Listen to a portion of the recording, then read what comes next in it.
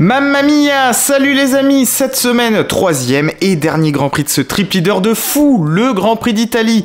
Et après Spa et Zandvoort, on retrouve un autre circuit mythique avec Monza. Alors la piste, on le sait, elle est ultra rapide, avec l'an passé un tour signé par Bottas à plus de 262 km/h de moyenne, et une vitesse de pointe qui dépasse les 360.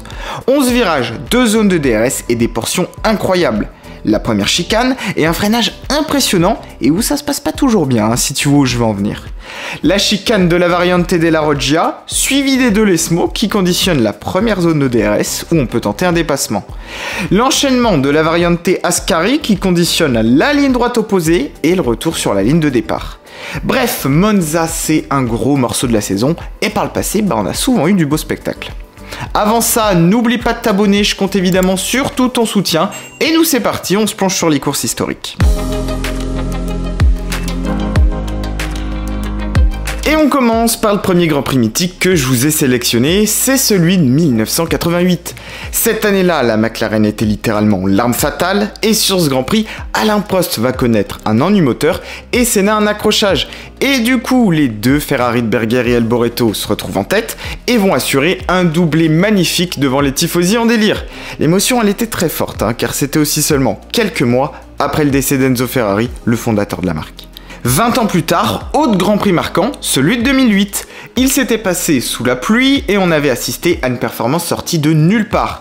Vettel était au volant de la Toro Rosso cette année-là, qui était clairement pas la meilleure voiture, et il avait réussi l'exploit de signer sa première pole et sa première victoire, la première d'ailleurs de l'équipe avant celle de Pierre Gasly en 2020. 2019, autre beau souvenir pour l'ancien coéquipier de Vettel, justement, Charles Leclerc. Après sa première victoire à Spa, il remet ça une semaine plus tard devant les tifosi en délire. C'était pas facile, la pression d'Hamilton derrière était constante et la défense de Charles à la limite. C'était la première victoire d'une Ferrari depuis Alonso en 2010. Évidemment, on se souvient aussi tous du Grand Prix d'il y a 2 ans et la victoire de Pierre Gasly, qu'il avait obtenue de haute lutte après une belle bataille contre Carlos Sainz dans les derniers tours. 24 ans que la France attendait ça en plus. Et puis l'an passé, on a été gâtés aussi, le duel entre Verstappen et Hamilton qui atteint ses limites avec l'accident mémorable dans la première chicane qui laisse les deux monoplaces sur le tapis. Et le doublé tout aussi inattendu des deux pilotes McLaren avec la victoire libératrice de Daniel Ricciardo. Bref, en tout cas, sur ces dernières années à Monza, on a eu du spectacle, ça c'est sûr. Mais qui peut arrêter Max Verstappen ? Une série de 4 victoires consécutives, c'est simple, c'est la première fois de sa carrière que ça arrive, et autant dire que la concurrence, elle fait pas le figure, et franchement il nous impressionne.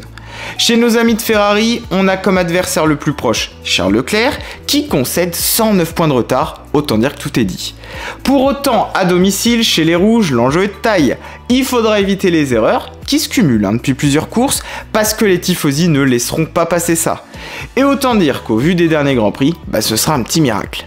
Mais les Ferrari auront sûrement plus de mal dans les longues lignes droites de la piste. Chez Alpine, la série de points continue, et on s'échappe de McLaren.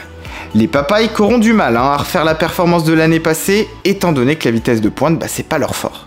Schumacher chez Haas a fait parler avec sa Q3 à Zandvoort, et ça, c'est le genre de performance qui peut aussi amener à réfléchir. En tout cas, Monza, ce sera encore des éléments de réponse sur une piste tout aussi atypique.